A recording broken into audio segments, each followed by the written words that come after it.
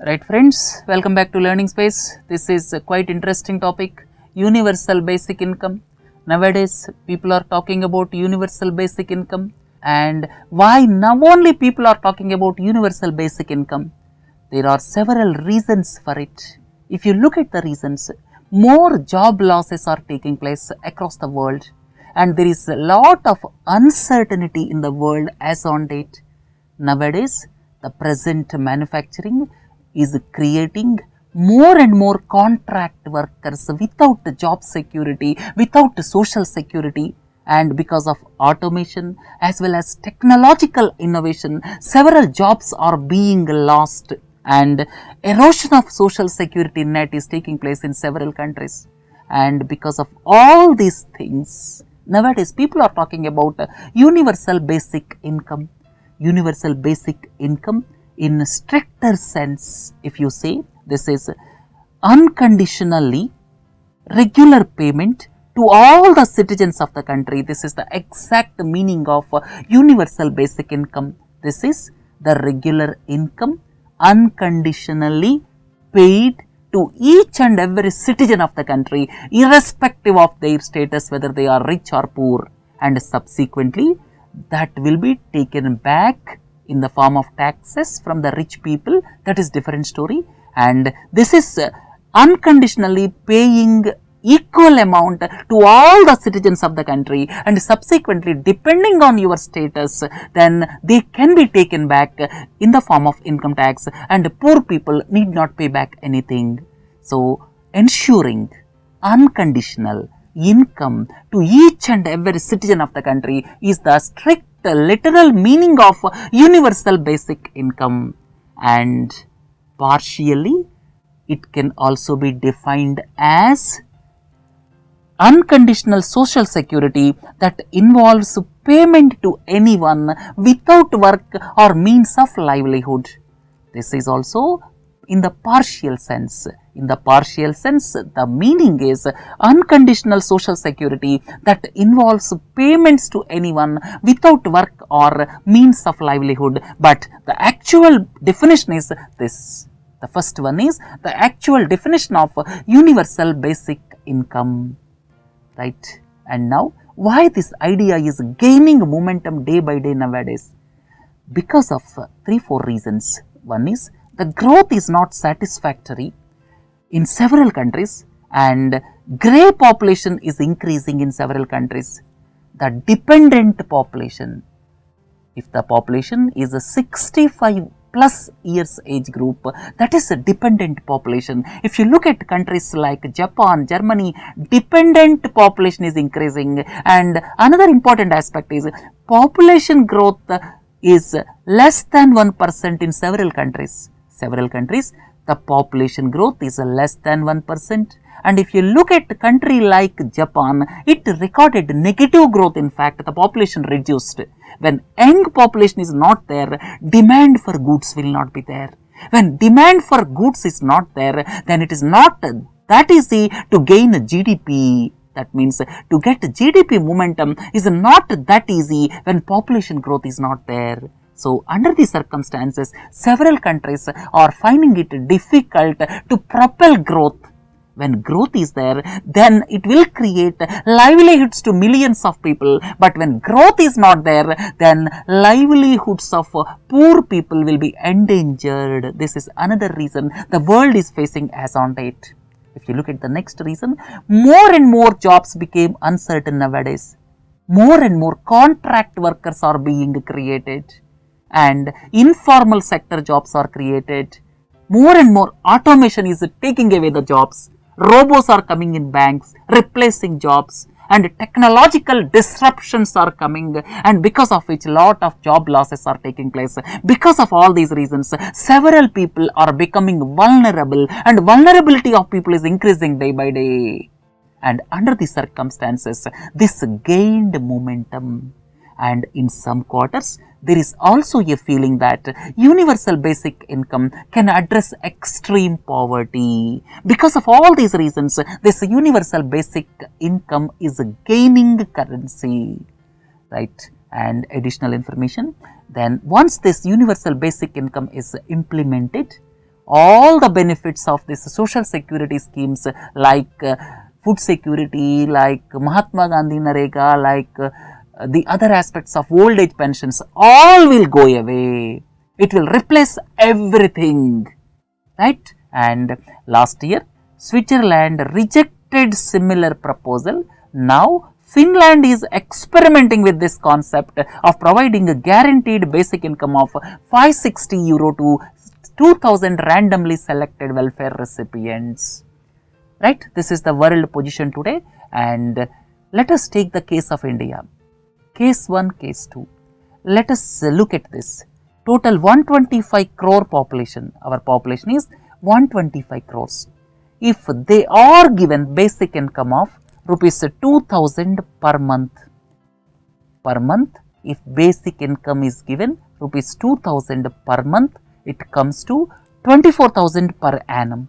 And if you calculate the total amount, it comes to 30 lakh crores of rupees. 30 lakh crores of rupees. And our expenditure, total central government expenditure at this juncture is rupees 18 lakh crores.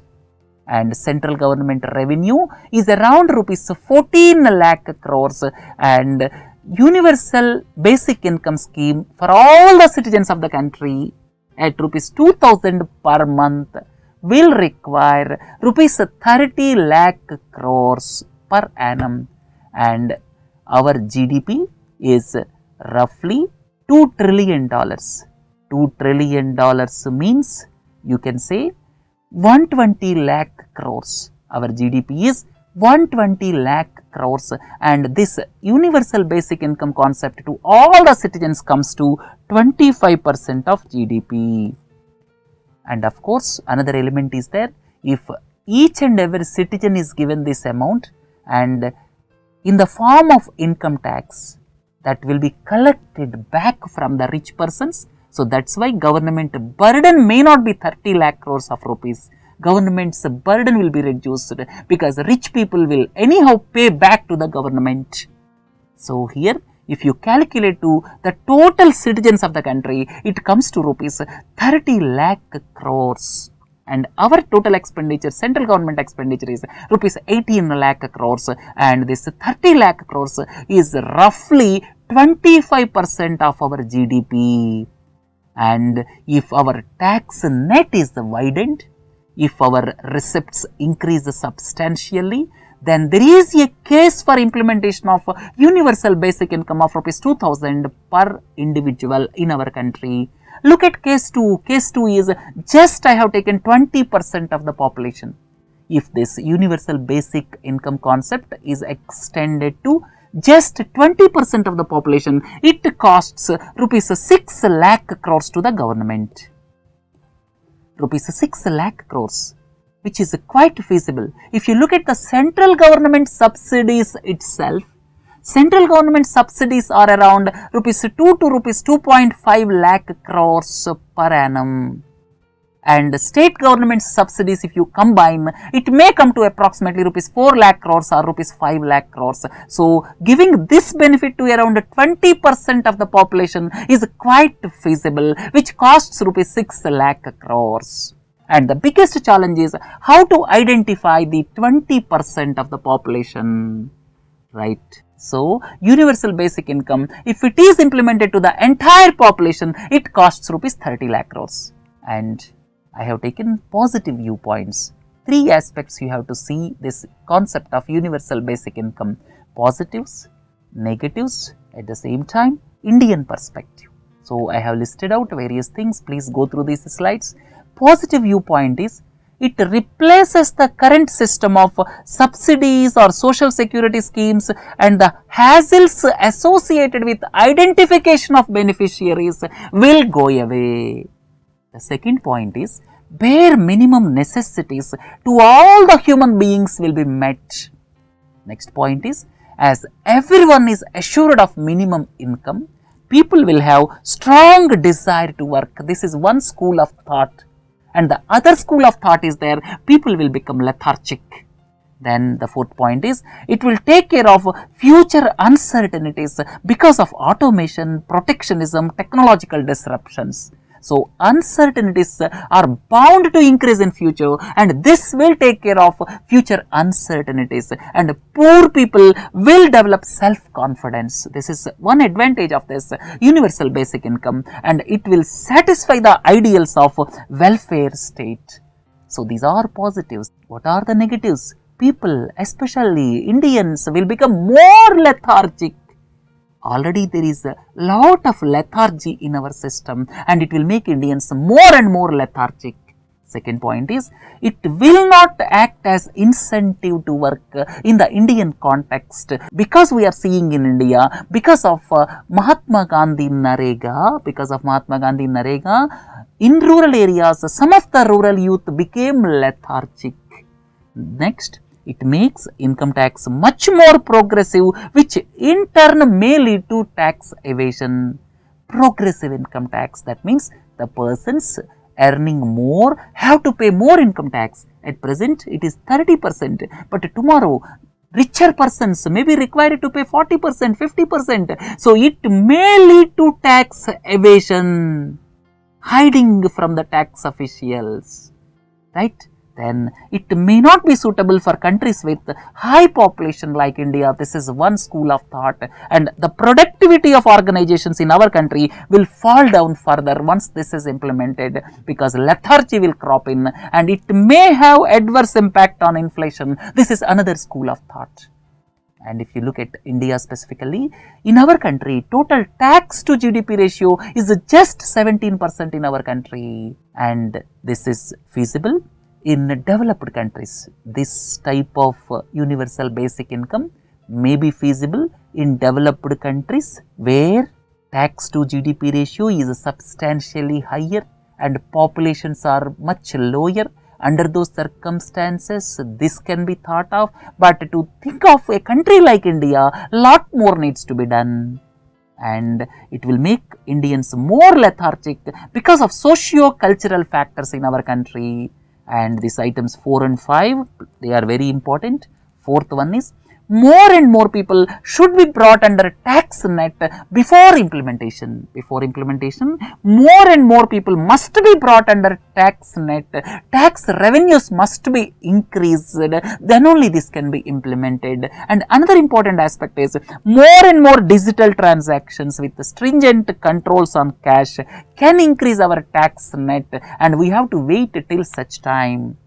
Reducing cash is one of the flagship programs of our present government, and once this digital transactions increases, then automatically more and more people will come under tax net. We have to wait till such situation. So, as an interim measure, we can implement it for 20% of the population, but the biggest problem is identification of beneficiaries. Identification of beneficiaries is the biggest problem in our country. So, with this, we are concluding universal basic income, and this is still in the idea stage, and don't take the definitions as sacrosanct. This is just an idea, and the discussion is going on across the world as far as this universal basic income is concerned. Right, friends? Have a nice day. Thank you.